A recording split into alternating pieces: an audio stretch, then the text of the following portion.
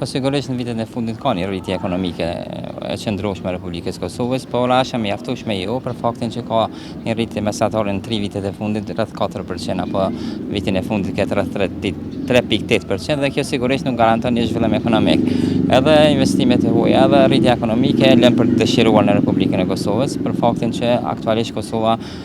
pothuajse herë tre që shkon zgjedhje brenda një periudhe të caktuar kohore dhe kjo sigurisht që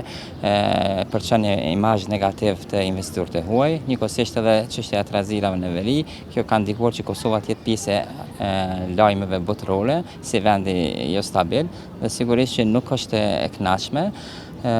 Deklaratat e kryeministrit i vlerësoj që janë aktualisht statistikat bukura për faktin që realiteti në Republikën e Kosovës është krejt tjetër. Një zhvillim i qëndrueshëm do duhet të ishte 2-shifror, mbi 10% për të garantuar një zhvillim ekonomik në Kosovën e pas luftës dhe Republika e Kosovës ka nevojë për një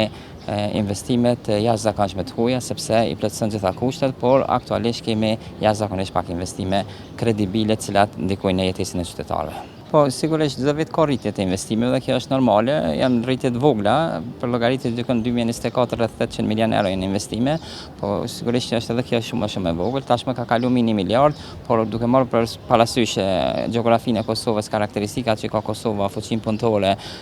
gjeografinë që ka, sigurisht që investimet e huaja do duhet të ishin më të mëdha, sepse në gjitha vendet e rajonit, duke përfshirë Maqedoninë, Serbinë edhe vendet që janë përreth kanë investime më të larta. Prandaj konsiderohet që qeveria e Republikës Kosovës në vend që të ofrojë statistika të bukura, të ofrojë alternativa për investimet të huaja.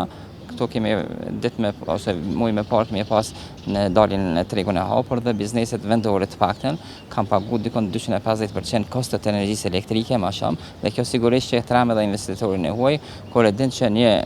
produkt i cili siç është energjia elektrike që është kryesore në Kosovë për prodhim dhe gjitha aspektet, kjo ka ndikuar që edhe të kurrën edhe investimet. Pra ka një lloj hezitimi për me investu në Kosovë për faktin që u përmendën më tashmë që është edhe ditur, sepse në një vend ku ka trazira politike, trazira ekonomike, trazira sociale, edhe gjithashtu çështja e sigurisë kombëtare, sigurisht që investitorët e huaj nuk investojnë në atë vend.